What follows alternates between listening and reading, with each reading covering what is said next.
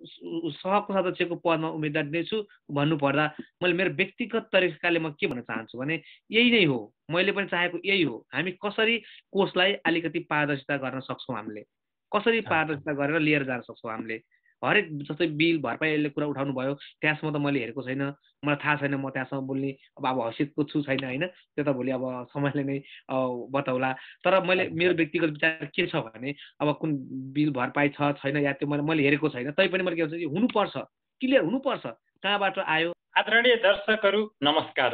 गण्डकी बहसको यो नवीनतम श्रृङ्खलामा यहाँहरू सम्पूर्णलाई हार्दिक स्वागत गर्दछौँ। गण्डकी बहस आम चासोका सवालमा केन्द्रित रहेर गरिने एक छलफलमूलक कार्यक्रम हो। गण्डकी बहसलाई यहाँहरूले गण्डकी post.com, मातृसन्देश.com र दिव्यदृष्टि.com को आधिकारिक फेसबुक पेज तथा गण्डकी नेपाल युट्युब च्यानलबाट पनि हरेक बुधबार सन्ध्याकालीन समयमा हेर्दै आइराख्नु भएको छ। हामी पछिल्ला केही श्रृङ्खलाहरूमा गैर-आवासीय नेपाली सङ्घ जापान सम्बद्ध कुराकानीलाई निरन्तर रूपमा तपाईहरू समक्ष प्रस्तुत गरिरहेका छौँ। आजको श्रृङ्खलामा पनि हामी गैर-आवासीय नेपाली सङ्घ जापानसँग सम्बन्धित रहेरै कुराकानी गर्न गइरहेका छौँ। आज हामी गैर-आवासीय नेपाली सङ्घ क्षेत्रीय संयोजकसँग कुराकानी गर्दैछौँ र उहाँले आगामी कार्यकालको लागि सह कोषाध्यक्षमा उम्मेदवारी पनि घोषणा गरिसक्नु भएको छ। आज हामी उहाँ क्षेत्रीय संयोजक रहेर कार्य सम्पादन गरिरहँदा क्षेत्रीय रूपमा उहाँ कति सन्तुष्ट रहेर कार्य सम्पादन गर्नुभयो, उहाँले सम्पादन गरेका कार्यहरू आम जनताले रुचाउन का छन् अथवा के छ उहाँको व्यक्तिगत मूल्याङ्कन, त्यो पनि बुझ्ने प्रयास गर्नेछौँ भने आगामी 21-23 कार्यकालका लागि उहाँले सहकोषाध्यक्षमा उम्मेदवारी दिँदै हुनुहुन्छ। सहकोषाध्यक्षमा उम्मेदवारी दिनका लागि उहाँ योग्य छु भनेर चाहिँ कसरी प्रमाणित गर्नुहुन्छ त आम जापानवासी नेपालीहरू समक्ष, त्यो जवाफ पनि हामी उहाँबाट लिने प्रयत्न गर्नेछौँ। आउनुहोस्, आजका अतिथि हामीसँग हुनुहुन्छ गैर-आवासीय नेपाली सङ्घ जापान क्षेत्रीय समिति निगाताका संयोजक दीपक सुनारजी हुनुहुन्छ। उहाँले 21-23 कार्यकालको सहकोषाध्यक्ष पदमा पनि उम्मेदवारी घोषणा गरिसक्नु भएको छ। आज हामी उहाँसँग कुराकानी गर्न गइरहेका छौँ। स्वागत छ दीपकजी यहाँलाई गण्डकी बहसको यो विशेष कार्यक्रममा। धन्यवाद दिनजी, धन्यवाद। आराम हुनुहुन्छ एकदमै? हजुर, एकदमै आरामै हजुर। हजुर, हामी कुराकानीको सुरुवात गरिहालौँ। पछिल्लो समय कोरोनाको महामारी विश्वव्यापी रूपमा फैलिएको छ र जापान पनि त्यसबाट अछुतो रहेको छैन र यहाँ निगातामा रहेको सन्दर्भमा निगाताको कोरोनाको स्थिति र त्यहाँ रहेका नेपालीहरूको बस्ती स्थिति र त्यहाँ नेपालीहरूलाई के कस्तो असर परेको अथवा के छ त्यो बारेमा जानकारी गराइदिनुहोस्। हस्, धन्यवाद बिनजी। सर्वप्रथम त आज मलाई एक दुई कुरा राख्न दिनुभएकोमा हजुर गण्डकी post.com, मातृसन्देश.com र दिव्यदृष्टि.com लगायत हाम्रो यस युट्युब च्यानललाई धेरै धन्यवाद दिन चाहन्छु। र अहिले यो कोरोनाको विषयको रूपमा अहिले भन्नुपर्दा अहिले विश्वव्यापी नै एकदम भयावह, एकदमै साह्रै अप्ठ्यारो परिस्थितिमा पनि अहिले हरेक ठाउँमा अहिले हाम्रो निगरानी क्षेत्रमा पनि एकदमै अछुतो रहेको छैन। अब हाम्रो नेपालको त अब कुरै छोडौँ होइन, निगरानी क्षेत्रमा पनि अब जुन अहिले कोरोनाले देखाएको यो अवस्था छ एकदमै भयावह नै छ। अब किनभने स्थिति बढ्दो नै छ र भए तापनि तर अन्य टोकियो, अब नागोया, अब जस्तै ओसाका जस्तो अलिकति ठुलो सहरहरू भन्दा अलिकति केही न केही अलिकति स्थिति अझै कन्ट्रोलमै छ। आपतकालीन घोषणा भए आपतकालीन घोषणा चाहिँ भएको छैन। अलिकति टाइमहरूलाई चाहिँ अलिकति घटाएर कसरी हुन्छ अलिकति सम्भावित क्षेत्रमा चाहिँ अलिकति नियन्त्रण गरेर सरकारले विशेष चासो दिएको कारणले निगातामा त्यति धेरै भयावहको स्थिति चाहिँ छैन भनौँ। छैन। हजुर, हामी नेपालीहरूको सङ्ख्या के कति रहेको छ निगातामा, किनकि त्यो क्षेत्र सानो अथवा त्यहाँ कस्तो नेपालीको स्थिति सङ्ख्यात्मक हिसाबमा? हजुर, यस्तो छ। अब भौगोलिक हिसाबले भन्दा त निगरानी क्षेत्र एकदमै ठुलो छ। अब हाम्रो यहाँ भौगोलिक हिसाबले एकदमै अब क्षेत्रगत हिसाबले हेर्दा त ठुलो नै छ। तापनि यहाँ कस्तो छ भने अलिकति टोकियोबाट लगभग यस्तै 350 किलोमिटरको दूरीमा पर्छ यहाँ। र यहाँ मेन एरियामा, मेन सिटीमा त सिटी एरिया नै छ, प्रायः जसो गाउँ क्षेत्र नै छ भनौँ। र यहाँ तपाईँको चाहिँ कोरोनाको अवस्था, नेपालीको बसोबास अलिकति किनभने टोकियोभन्दा अलिकति आउट अफ सिटी भएको कारणले गर्दाखेरि यहाँ लगभग 700-800 जतिको हाराहारीमा नेपालीको अहिले भनौँ न बसोबास छ र अलिकति बढ्दो क्रम एकदमै छ भनौँ। हजुर, 700-800 भनिहाल्नुभयो तपाईँले। र त्यहाँ नेपालीहरू गैर आवासीय नेपाली सङ्घसँग आबद्ध रहेर अथवा त्यो सदस्यता लिने सङ्ख्या चाहिँ कति छ? अहिले हालको स्थिति हेर्दाखेरि अहिले तपाईँको लगभग 300 को हाराहारीमा हुनुहुन्छ अहिले। अपडेट अब एक्चुअली अपडेट त अझै आउनु नै बाँकी छ होइन, हामीले हेरेको पेन्डिङको सबै यताउता लगभग ओभरअल हेर्दाखेरि जस्तै यस्तै 300 को हाराहारीमा अहिले सदस्यता लिएको अहिले देखेको छु मैले। हजुर, हामी गैर आवासीय नेपाली सङ्घसँग रहेर विस्तृत रूपमा कर्मिक रूपमा कुराकानी गर्दै जानेछौँ, किनकि तपाईँले सहको सदस्यमा पनि उम्मेदवारी घोषणा गरिसक्नु भएको छ र तपाईँले अझै संयोजकमै रहेर कार्य सम्पादन गरिरहनु भएको छ। तपाईँको जिम्मेवारी अझै बाँकी रहेको सन्दर्भमा हामी विस्तृत रूपमा कुराकानी गर्नेछौँ। त्योभन्दा अगाडि आम जापानवासी नेपालीहरूले अथवा तपाईँलाई दीपक सुनुवार के हो अथवा कसरी चाहिँ आफूलाई परिचित गराउनुहुन्छ जापानवासी नेपालीहरूसँग? धन्यवाद। तपाईँको व्यक्तिगत कुराहरूबाट हस्, धन्यवाद हजुर। हुन त अब म अहिले 10-12 वर्ष भयो जापानमा आएको, र मैले मेरो व्यक्तिगत अब आफ्नो परिचय भन्दा पनि अब हुन त हामी एउटा समाज सेवामा अब यसरी जब लागिरहेका छौँ, अब मेरो व्यक्तिगत परिचय भन्नुपर्दा म अहिले एउटा व्यवसायमा आबद्ध छु। म 3-4 सेक्टरको व्यवसायमा आबद्ध छु र व्यवसाय लगायत म एउटा सामाजिक संस्थामा पनि आफूलाई एकदमै पहिल्यैबाट अलिकति एकदम इच्छा जाग्ने, एकदमै समाज सेवा गर्न म कुनै पनि एनआरएनमा लाग्नु भन्दा पनि पहिलाबाटै म एउटा समाज सेवामा लाग्न एकदम इच्छुक व्यक्ति हुँ। वास्तवमा म जापान आएपछि पनि म एनआरएन लाग्नुभन्दा पहिला। हजुर, जापान आउनुभन्दा पूर्व नेपालमै रहँदा पनि कुनै सङ्घ संस्थाहरूसँग आबद्ध भएको स्थिति केही चाहिँ थियो कि जापान आएपछि? हजुर, अवश्य पनि। म जापानमा आउनुभन्दा पूर्व पहिल्यै म रेड क्रसदेखि लिएर लायन्स क्लबदेखि लिएर म अन्य सङ्घ संस्थाहरूसँग आबद्ध थिएँ म, र यस्तै हाम्रो अरू संस्था पनि एक दुई संस्था थिए, म त्यहाँ पनि आबद्ध थिएँ। जापान आइसकेपछि तपाईँ पहिलोपटक गैर आवासीय नेपाली सङ्घसँग आबद्ध हुन पुग्नुभयो अथवा अन्य सङ्घ संस्थाहरूसँग के कसरी? म वास्तवमा मेरो पृष्ठभूमि अलिकति फरक नै छ। म कुनै सङ्घ संस्थामा लाग्नुभन्दा पनि पहिला म आफैले पनि एउटा व्यावसायिक, म सुरुबाट नै म व्यावसायिकमा भएको कारणले गर्दा मैले यहाँबाट हाम्रो एउटा समाजसेवा गर्नुपर्छ आफ्नो देशको लागि पनि र आफ्नो देशवासीको लागि पनि भन्ने सोचले यहाँ कुनै पनि एउटा समस्या होस्, भूकम्पदेखि लिएर त्योभन्दा पहिला हरेक हाम्रा गरिबीदेखि लिएर हाम्रा विद्यार्थी होइन हरेक दुःख हरेक समस्याको लागि मैले कुनै पनि सङ्घ संस्था लाग्नुभन्दा पनि म व्यक्तिगत रूपले मैले आफूले एउटा यहाँ सञ्चालन गरेको व्यवसायबाट नै मैले यहाँ आफ्नो व्यवसायको कति पर्सेन्टबाट चाहिँ मैले आफ्नो देशमा पठाउने सहयोग गर्ने, यहाँको जापानी ग्रुपहरू सबै जाने होइन, हरेक ठाउँमा चाहिँ नेपालको हरेक ठाउँमा चाहिँ म आफ्नो आफ्नो एउटा चाहिँ जिल्ला मात्र नभइकन हरेक क्षेत्रमा गएर सहयोग गर्ने मैले गर्दथेँ मैले वास्तवमा। र मैले किन यो भन्दैछु भने मैले त्यसपछि पनि मलाई अलिकति संस्थाप्रति, किनभने म एक्लो हातले कहिले पनि कसैले ताली बज्दैन भने जस्तै मैले चाहेर पनि होइन, किन चाहेर पनि एउटा आफूले जब आफ्नो मनबाट एउटा समाजसेवा गर्नु छ भने एउटा आधिकारिक संस्था अथवा काहीँ आफू एउटा जो इन्भल्भ भएर गर्दा बेटर हुन्छ कि भन्ने मलाई मेरो मनमा खड्किरहन्थ्यो। र त्यो खड्किरहँदाखेरि मैले यहाँ हाम्रो जस्तै जापानको चाहिँ लायन्स क्लब हाम्रो निगता लायन्स क्लब भन्ने एउटा लायन्स क्लब छ होइन, त्यहाँका एउटा पदाधिकारी सबै जापानिजहरू हुनुहुन्छ, उहाँहरूले पनि एकदमै यो मेरो काम कार्य देखेर यहाँको टेलिभिजनदेखि लिएर यहाँको चाहिँ रेडियो कर्मीदेखि लिएर उहाँहरूले आएर बारम्बार इन्टरभ्यू लिने, हरेक कुरा गर्ने, मेरो एउटा आफ्नो कार्य देखेर एकदमै मलाई हाम्रो लायन्स क्लबले पनि एकदमै यहाँ मेम्बर हुनुपर्छ भन्ने उहाँहरूले एउटा चाहिँ आफूलाई एउटा होइन उत्प्रेरित गर्नु भएर म एउटा लायन्समा आबद्ध थिएँ। हजुर, म लायन्सबाट नै आबद्ध भएर त्यसपछि म एनआरएममा लागेको हुँ। कति सालमा चाहिँ लायन्समा चाहिँ रहनु भएको थियो? म अहिले निगता क्षेत्रको अहिले हिसाबमा त म 2011 2011मा म लायन्समा छिरेको थिएँ। हाम्रो यो सेन्दाईमा जसरी तपाईँ चाहिँ यहाँका गरेका तपाईँका गतिविधिहरू देखेर जापानिजहरू पनि प्रभावित भएर तपाईँमा लायन्समा लाग्नुहोस् भनेर जापानिजहरूको अनुरोधलाई स्वीकारेर तपाईँ लायन्सबाट आफ्नो सामाजिक जापानमा आइसकेपछि सामाजिक यात्रा चाहिँ सुरुवात गर्नुभयो र गैर आवासीय नेपाली सङ्घसँग कसरी ठोक्किन पुग्नुभयो, यसको यात्रामा कसरी जोडिन पुग्नुभयो यो अभियान?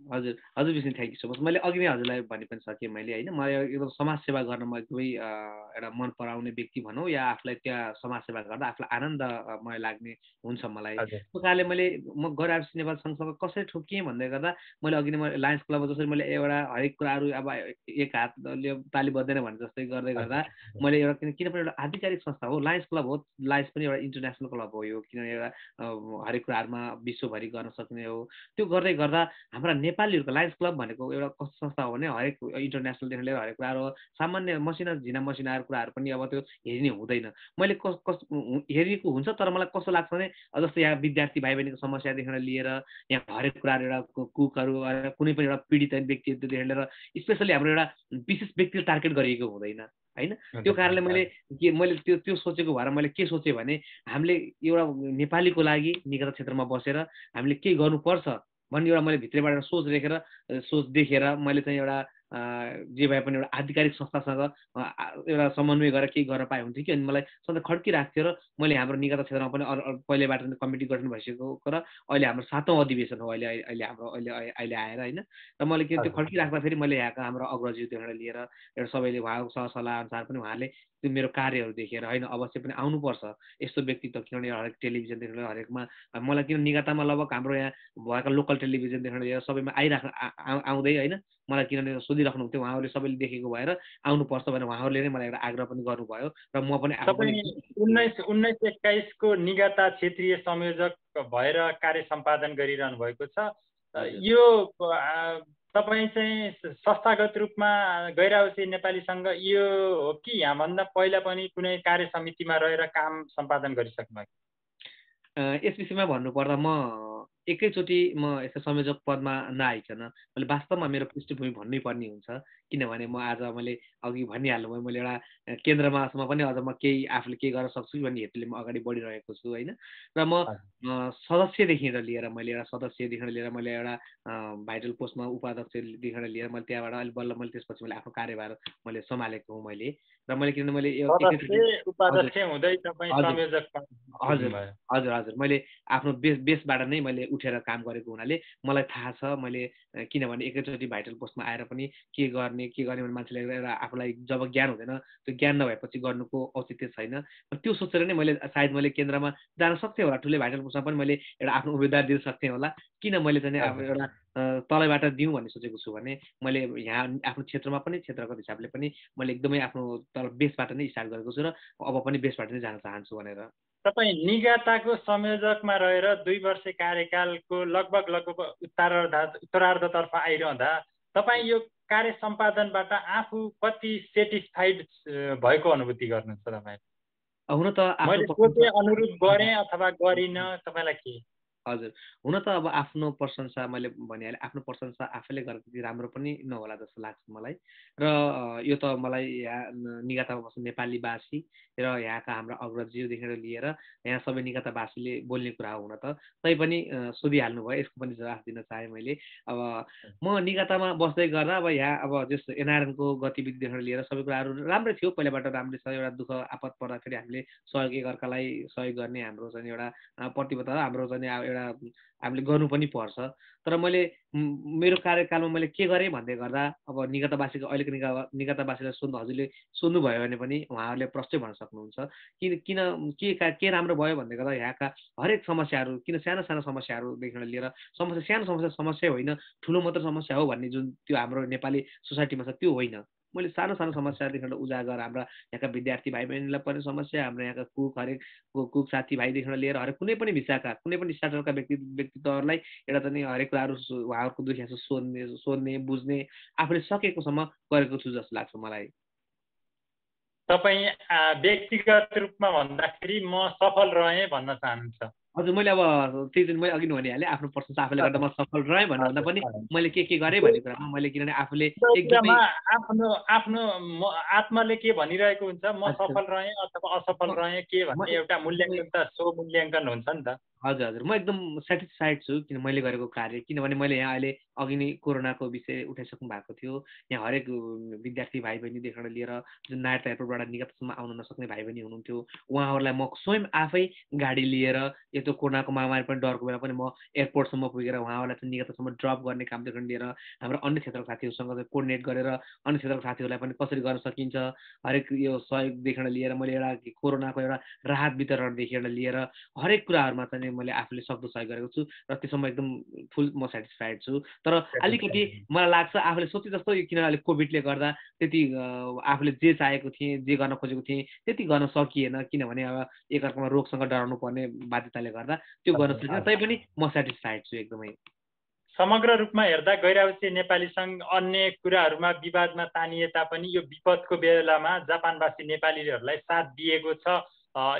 गैर-आवासीय नेपाली सङ्घले चाहिँ हाम्रो पक्षमा काम गर्छ भन्ने नेपालीहरूले अपनत्व गरेका छन् भन्ने किसिमको चाहिँ आम मानिसहरूको धारणा पनि सुन्न पाइन्छ होला। कतिपय कुराहरूमा गैर-आवासीय नेपालीको सङ्घको बारेमा कुराहरू बाजिने गरेका पनि छन्। यसका विवादहरू लगायतका यो पारदर्शिता छैन भन्ने कुराहरू पनि आउने गरेका छन्।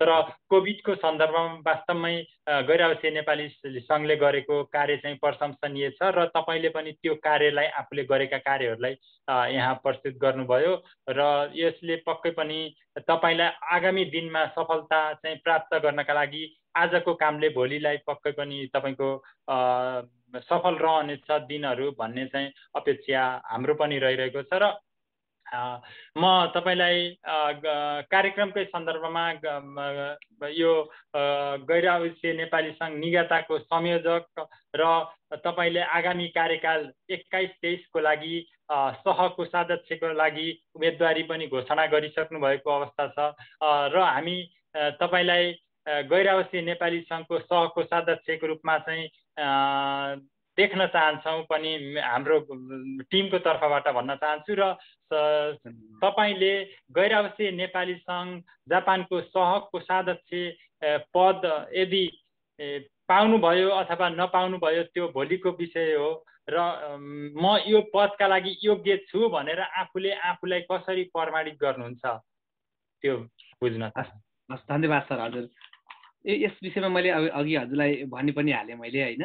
अब यो विषयमा मैले पनि निगत क्षेत्रबाट म सामान्य एउटा सदस्यदेखिबाट लिएर मैले आफ्नो बेस अप गर्दै मैले एउटा क्षेत्रीय एउटा संयोजक सम्हालेर आएँ।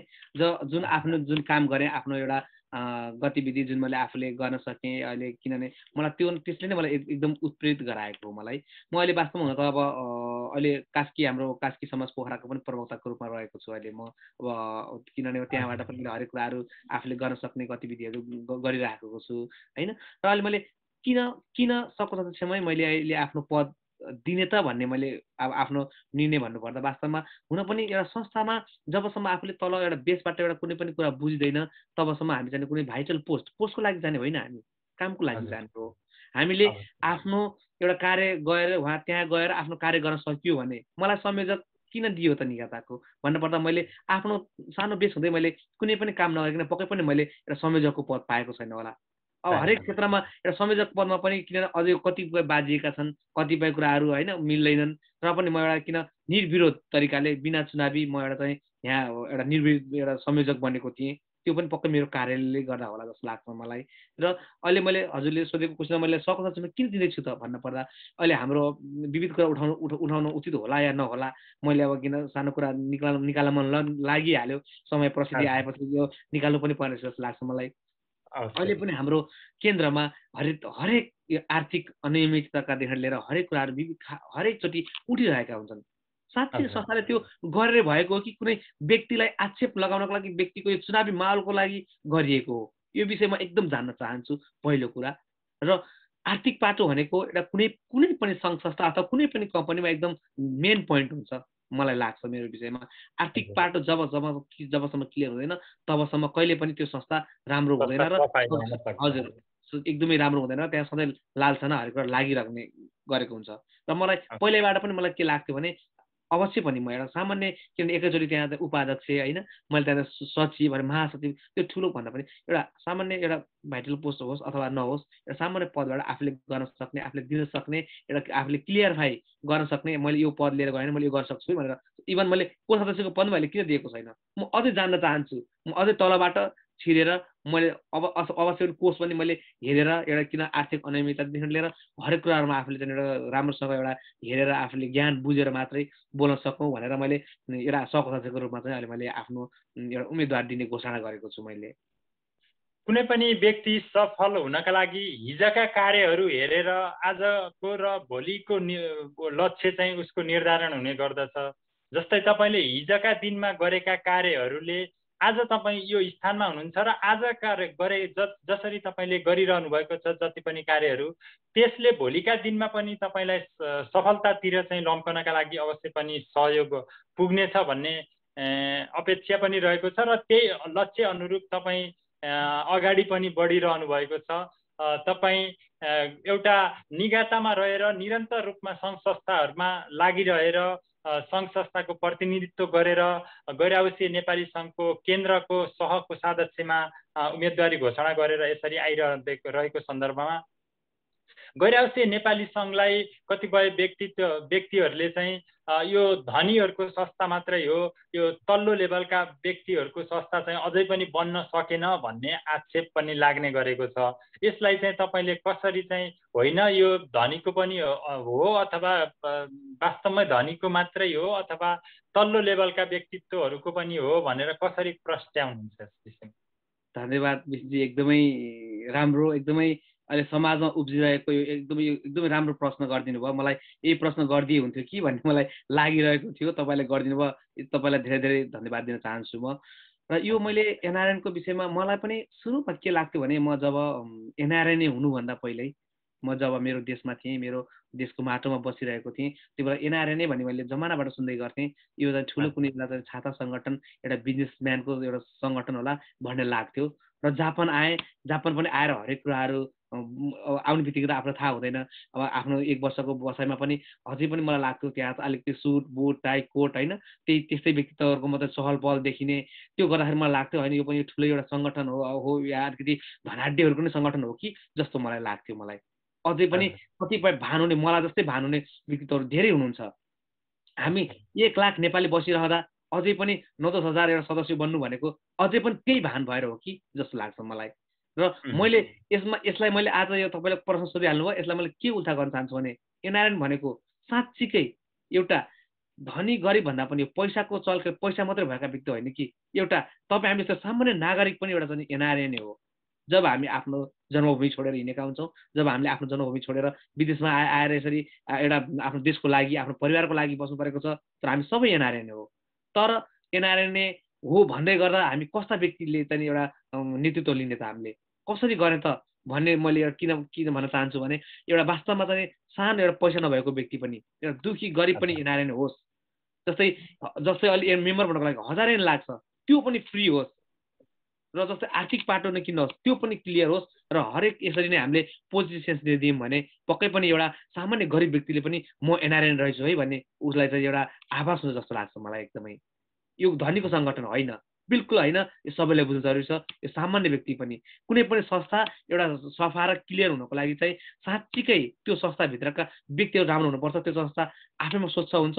कतिपय अवस्थामा के पनि देखिन्छ भन्दाखेरि यसकै अहिलेकै सन्दर्भ हेर्दाखेरि क्षेत्रीय संयोजक उपसंयोजक लगायत सदस्यहरूको त्यो उम्मेदवारी शुल्क दर्ता शुल्क हेर्दाखेरि पनि धेरै चर्को रूपमा चाहिँ देखिएको अवस्थामा पक्कै यो चाहिँ पैसा अथवा हुने खानीहरूकै संस्था हैछ कि भन्ने किसिमको त एक किसिमको देखिन्छ नि बाहिरबाट पनि हेर्दा। हजुर, एकदम पोइन्टेड कुरा हजुर हो। यही विषयलाई नै अब मैले अघि नै भनिहालेँ तपाईँलाई, यसरी नै सुटपुट त्यहाँ हरेक कुराहरू पैसा हरेक कुराहरूको यो देखिन्छ। मैले अघि नै एउटा 1000 ऐनको मेम्बरको कुरा नै हजुरलाई मैले अघि नै उठाइसकेँ मैले, किन उम्मेदवारीको त कुरै छोड्नु, त्यो इभन त्यो 1000 ऐनै भए पनि अझ फ्रीमा हुनुपर्छ। हामी एउटा संस्था हो यो, जस्तो सक्छौँ हामीले चाहिँ आर्थिक रूपमा सक्छौँ आर्थिक रूप भएको व्यक्तित्वहरूले सहयोग गरौँ, भौतिक रूपमा सक्छौँ भौतिक होइन, आफूले जेबाट सक्छौँ त्यो सहयोग गरौँ। एउटा सहयोग संस्था हो यो एनआरएन भनेको। मान्छेलाई के लागिरहेको छ अहिले, जोसँग पैसा छ जोसँग धन छ त्यो व्यक्ति जोसँग पैसा छ ऊ नै एउटा चाहिँ संस्थाको नेतृत्व गर्न जाने, चर्को उम्मेदवारी शुल्क तिरेर जाने, पैसा नभएको व्यक्ति के गर्ने त? त्यो विषयलाई पनि एकदमै यो मैले त भन्छु यो उम्मेदवारी शुल्कहरू पनि एकदमै मिनिमम भन्दा मिनिमम एकदम कम ताकि जस्तो सुकै व्यक्ति आओस्, चाहे त्यो विद्यार्थी होस् चाहे कुनै पनि स्टार्टअपको व्यक्ति होस्, उसले तिरेर म ढुक्क गर्वले आउन सकोस्। म त अझै पनि त्यसको अझै पनि घोर विरोध गर्छु म यो। त्यो कारणले आज यदि चर्को शुल्कको कारणले गर्दा नै आज चाहिँ एनआइआरमा साँच्चै धनाढ्यको संस्था हो कि भन्ने भइरहेको जस्तो लाग्छ मलाई।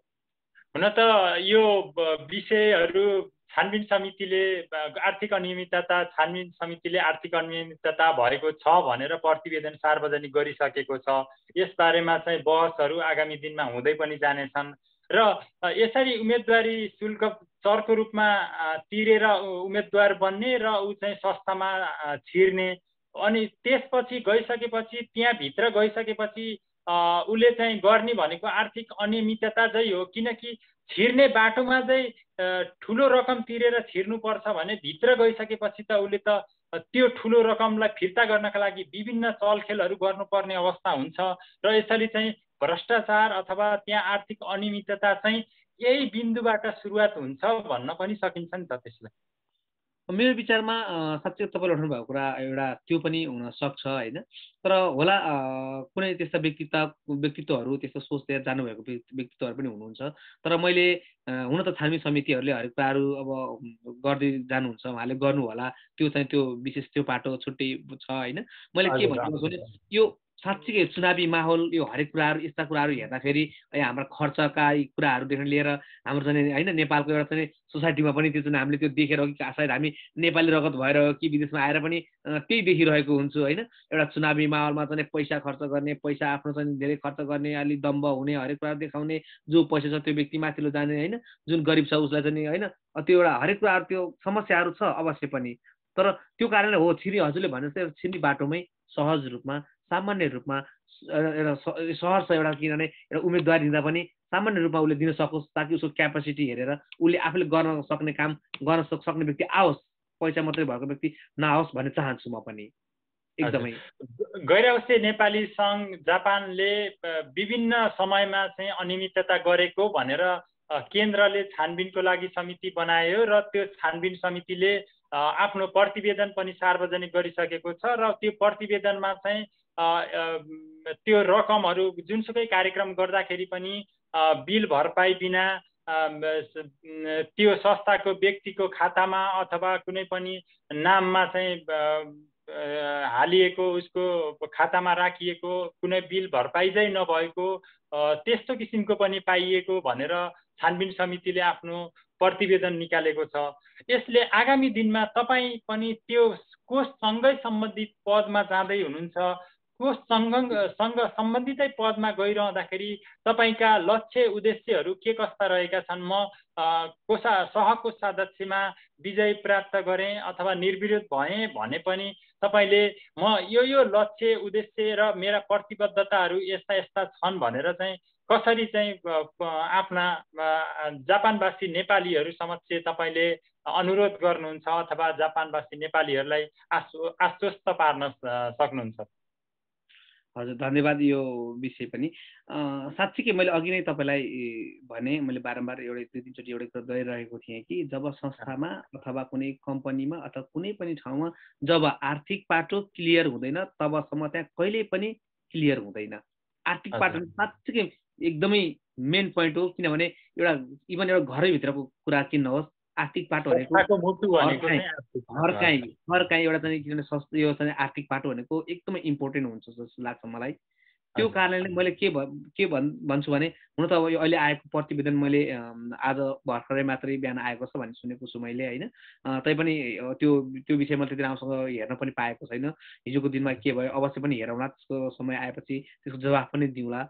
र मैले यो विषयमा के भन्न चाहेँ भने यसरी नै हो हजुरले भने त्यसरी चर्को यसरी हाम्रो एउटा उम्मेदवारी शुल्कदेखि लिएर एउटा सामान्य एउटा एनआइआरको सदस्य बन्न पनि शुल्कदेखि लिएर होइन यो किनभने अलिकति सहज रूपमा सुलभ रूपमा भइदियो भने वास्तवमा यो कुरा हुँदैनन्। र मैले अहिले किन सहको सदस्यको पदमा उम्मेदवार दिँदैछु भन्नुपर्दा मैले मेरो व्यक्तिगत तरिकाले म के भन्न चाहन्छु भने यही नै हो, मैले पनि चाहेको यही हो, हामी कसरी कोषलाई अलिकति पारदर्शिता गर्न सक्छौँ हामीले कसरी पारदर्शिता गरेर लिएर जान सक्छौँ हामीले। हरेक जस्तै बिल भरपाईले कुरा उठाउनु भयो, त्यहाँसम्म त मैले हेरेको छैन, मलाई थाहा छैन, म त्यहाँसम्म बोल्ने अब हैसियतको छु छैन होइन, त्यो त भोलि अब समयले नै बताउला। तर मैले मेरो व्यक्तिगत विचार के छ भने अब कुन बिल भरपाई छ छैन या त्यो मैले हेरेको छैन, तैपनि मैले के भन्छ हुनुपर्छ, क्लियर हुनुपर्छ, कहाँबाट आयो, कसरी आयो, त्यो आय व्यय कसरी भएको छ, इभन एउटा मेम्बरको 1000 नै कहाँ गयो, आइसिसीमा 50% जान्छ भन्ने कुरा छ होइन। जस्तै त्यो 50%बाट चाहिँ केन्द्रमा 50% र क्षेत्रमा 50% जान्छ भन्ने अहिले कुरा छ, यो पनि अहिले भर्खरै पारित भएको कुरा हो यो होइन। एकदमै राम्रो छ यो कुरा, ठिक छ, संस्था हो, सबैतिर चल्नुपर्छ। तर मैले अघि नै भनिहालेँ, सबैसँग त्यो अवस्था पनि नहुनसक्छ, 1000 सदस्य बन्न सक्ने अवस्था नहुन सक्छ नि। किन हरेक मान्छे चाहिँ एउटा खाना पनि नपाएर बस्न सक्ने, यहाँ कति बेरोजगारी पनि हुनुहुन्छ, झन् अहिलेको झन् अवस्था कोरोनाले यस्तो छ होइन। त्यो कारणले बरु हामीले कसरी हुन्छ, बरु खर्च नलाग्ने तरिकाले कसरी गर्न सक्छौँ, एउटा आर्थिक कसले सहयोग गर्न सक्नुहुन्छ, त्यस्ता व्यक्तिहरू आउनुहोस् र आफ्नो भौतिक जसले दिनुहुन्छ उहाँ पनि आउनुहोस्, सबै कुरा मिलाएर एउटा चाहिँ संस्थालाई मिलाएर लान सक्यो भने राम्रो हुन्छ जस्तो लाग्छ। र मैले सको सदस्य अहिले आफ्नो मैले किन यो उम्मेदवारी दिने भन्ने कुरा मैले कसरी यो आफूले सर्टिफाई दिन सक्छु भन्ने गर्दाखेरि हजुरले भने जस्तै एउटा कुनै पनि भरपाई कुनै पनि चिज लियो त्यसको बिल होस्, बिलिङ होस्, हरेक कुरा चेक होस् होइन, हरेक कुरा चेक जाँच नभइकन कुनै पनि काम एउटा नगराउँ जस्तो लाग्छ मलाई। र मैले तिनै कुराको चिरफार नै गर्न सक्छु र मलाई आफूलाई त्यो चाहिँ म ढुक्क छु त्यसमा भन्ने सोचले नै मैले एउटा सहकोषाध्यक्षको रूपमा एउटा उम्मेदवार दिने घोषणा गरेको हो मैले। तपाईले सहकोषाध्यक्षमा उम्मेदवारी दिएर आम जापानवासी नेपालीहरू समक्ष अपिल पनि गर्नुभएको छ, सहकोषाध्यक्ष बनाउनुहोस्, म चाहिँ तपाईहरुकै हितका लागि काम गर्छु र आगामी दिनमा वास्तवमै स्मार्ट एनआरएनए बनाएर लान्छु भन्ने तपाईको लक्ष्य उद्देश्य रहेको छ, त्यो चाहिँ पूर्ण होस् भन्ने हाम्रो कामना पनि रहिरहेको छ। र यहाँले आर्थिकका कुरा होस् अथवा अन्य कुराहरूमा पनि महत्त्वपूर्ण र प्रभावकारी भूमिका निर्वाह गर्नुहुनेछ त्यो संस्थाभित्र रहेर भन्ने पनि हाम्रो अपेक्षा रहिरहेको छ। र हामी कार्यक्रमको लगभग उत्तरार्धतर्फ छौँ, किनकि यो कार्यक्रम हामी प्री रेकर्डको रूपमा चाहिँ छौँ र यो पुनः रेकर्डेड लाइभ हुनेछ बुधबार सन्ध्याकालीन समयमा, किनकि छानबिन समितिले आफ्नो प्रतिवेदन पनि सार्वजनिक गरेको छ। आज आइतबार हामी प्री रेकर्डमा छौँ र तपाईले त्यो बारेमा पनि आगामी दिनमा थप के रहेछ भन्ने कुराहरू चाहिँ पक्कै जापानवासी नेपालीहरू समक्ष ल्याउनुहुनेछ, किनकि तपाईँ पनि निगाता क्षेत्रीय संयोजक भएको हैसियतले निगातामा भएका लगायतका क्षेत्रीय रूपमा भएका गतिविधिहरूलाई पनि प्रष्ट रूपमा चाहिँ ल्याउनुहुनेछ भन्ने अपेक्षा पनि रहिरहेको छ। र हामी लगभग कार्यक्रमको उत्तरार्धतर्फ पनि रहेको सन्दर्भमा अझै तपाईसँग गर्नुपर्ने कुराहरू त धेरै थिए, आगामी दिनमा पनि गर्दै जानेछौँ। तपाईले अब अन्त्यमा भन्न चाहेको कुनै कुरा छ भने कृपया। हजुर धन्यवाद। हुन त यो आर्थिक प्रतिवेदनको विषयमा मैले सायद आज भर्खरै मात्रै होला यो रिलिज भएको आएको होइन, मैले किनभने अलिकति व्यस्तताको कारणले गर्दा हेर्न पाएको छैन। र मैले हेरेपछि मैले अवश्य पनि, किनभने आफ्नो पनि एउटा पाटो पनि त्यही भएको कारणले गर्दा मैले अवश्य पनि यी कुराहरू गहन गर्नुपर्छ, हिजोका दिनमा के भयो भोलिको दिनमा कसरी लाने भन्ने कुरामा मैले अवश्य पनि गहन यसलाई अलिकति स्टडीको रूपमा लिएको छु यसलाई मैले। र मैले वास्तवमा यो भन्नै पर्दा मैले सम्पूर्ण जापानवासी मात्र नभइकन मैले विश्ववासीलाई म के भन्न चाहन्छु भने हामी जस्तो आफ्नो देश छोडेर बसेका छौँ, वास्तवमा एनआरएन भनेको के हो मैले एउटै भन्नै पर्ने कुरा, आर्थिक पाटो त इम्पोर्टेन्ट भइहाल्यो, मैले अघि नै बारेमा यसलाई बोलिसकेँ मैले। तर मैले के भन्न चाहन्छु, हाम्रो आफ्नो देश छोडेर बस्नुभएका विश्वभरिका हरेक नेपाली दाजुभाइ तथा दिदीबहिनीहरूलाई म के भन्न चाहन्छु भने एनआरएन भनेको के हो सबभन्दा पहिला बुझ्नु जरुरी छ। एनआरएन भन्ने बित्तिकै त्यहाँ अघि नै भने जस्तो धनाढ्यहरू बस्ने ठाउँ हो त अथवा त्यहाँ घोटाला गर्ने ठाउँ हो त, त्यो किन मान्छेलाई त्यो हेर्दा र भन्दा किन गलत लाग्छ भने त्यहाँभित्र बस्ने व्यक्तित्वहरूको चरित्र नै त्यस्तै छ, त्यो देखिन्छ होइन। त्यो भइदियो भने किन हामीलाई एकजना व्यक्तिले गर्दा हरेक संस्थालाई नै आक्षेप लाग्छ, एकजना व्यक्तिले गर्दा हरेक संस्थाको नामै बदनाम हुन्छ विश्वभरि। त्यो कुराहरू हटाउन एकदम जरुरी जस्तो लाग्छ मलाई। र अर्को कुरा एनआरएनए भनेको एकदमै एउटा नेपाल एमबिसी पछिबाट दोस्रो एउटा अर्थराइज संस्था हो एउटा विदेशमा नेपालीहरूलाई समस्या पर्दा, ताकि त्यो संस्थालाई हेर्नु नजरै खराब लाग्यो भने अनि कसले न्याय पाउने, कसले न्याय दिएला त। यहाँ एउटा एमबिसी हुन्छ एउटा देशमा, हामी इभन जापानकै कुरा गरौँ, हामी एउटा 1 लाख जनता भएको ठाउँमा एक ठाउँमा एमबिसी छ होइन, तर एउटा एमबिसीले कसरी धान्ने कसरी हेर्ने, आखिर गर्ने कुनै सङ्घ संस्थाले नै हो। एउटा आधिकारिक सङ्घ संस्था कुन त? एउटा हाम्रो देश नेपाल सरकारले अर्थराइज गरेको एउटा संस्था एनआरएनए संस्था हो। र त्यो संस्थाले किनभने एउटा आफ्नो विश्वास लिएर भोलिका दिनमा अगाडि बढेर हरेक निमुखादेखि लिएर हरेक एउटा धनाढ्यदेखि लिएर हरेकलाई एनआरएनएको यो संस्था हो भन्ने एकदम च्यालेन्जपूर्ण छ। र यो च्यालेन्ज गरेर हामी सोच्छौँ हामीले सोच्ने तरिकाले समाजसेवा गर्छौँ भनेर आउने व्यक्तित्व मात्रै संस्था बुझेर संस्थामा छिर्नु होला। मलाई त कहिले कहिले यति किन दुःख लाग्छ भने संस्था भनेको के हो बुझ्दै नबुझ्नु भएको व्यक्तित्वहरू पनि कसैले उचालिएको भरमा चुनावी माहौलको भरमा उहाँहरू संस्थामा आइदिने गर्नुहुन्छ। त्यो गरिराख्दाखेरि हामी संस्थालाई एकदम घाटा छ। ताकि त्यो पैसाले मात्रै उहाँले एउटा उम्मेदवारी शुल्क मात्रै तिरेर संस्थामा नआओस् त्यस्ता व्यक्तिहरू, ताकि उसले संस्था भनेको यो हो, एउटा संस्थाले यो कार्य गर्छ, एनआरएन भनेको यो हो भनेर सबै बुझेर मात्र आओस् भन्ने लाग्छ मलाई। र अहिलेको अझैको पृष्ठभूमिमा हेर्दा पनि हामी 1 लाख जनता भएको ठाउँमा 10,000 पनि एउटा मेम्बर नपुग्नु भनेको दुःखद कुरा हो। यो जापानवासी मात्र नभइकन जापानमा मात्र नभइकन यो हरेक चाहिँ नेपाल बाहेक यो अन्य विश्वभर छरेर बसेको ठाउँमा धेरै ठाउँको समस्या हो। यो किन भयो त? यो किन यस्तो हुँदैछ त? यो हरेक आइसिसीमा देखि हरेक क्षेत्रमा हेर्नुहोस् यही समस्या छ। यसलाई स्वच्छ सफा सरकारले बनाएर लिएर जाउँ भन्ने एउटा धारणा पनि छ मेरो। र मैले एउटा कोष मात्र नभइकन अन्य ठाउँमा पनि सबै एनआरएनको नाम उच्च राख्ने तरिकाले स्वच्छ र सफा राख्ने तरिकाले अगाडि बढ्ने म एउटा चाहिँ तपाईँलाई एकदम बाचा गर्छु। म यो समय र संवादका लागि तपाईँलाई धेरै धेरै धन्यवाद। धन्यवाद जी, थ्याङ्क यू सो मच। हजुरलाई पनि मलाई मेरो सानो भनाइ राख्न दिनुभयो, धेरै धेरै धन्यवाद। हुन्छ। आदरणीय दर्शकहरू, हामी कार्यक्रमको अत्यन्तै अन्त्यतर्फ आइरहेका छौँ। अन्त्यसम्म हेरिदिनु भएकोमा तपाईँहरूलाई धेरै धेरै धन्यवाद दिन चाहन्छौँ र हामी अर्को हप्ता पुनः तपाईँहरू समक्ष आउने बाचा गर्दै आजको यो कार्यक्रमबाट मलाई प्राविधिक रूपमा सहयोग गर्ने चेतन पौडेलजीलाई धेरै धेरै धन्यवाद दिँदै म पनि तपाईँहरू समक्ष बिदा हुन्छु। हस्, धन्यवाद, नमस्कार।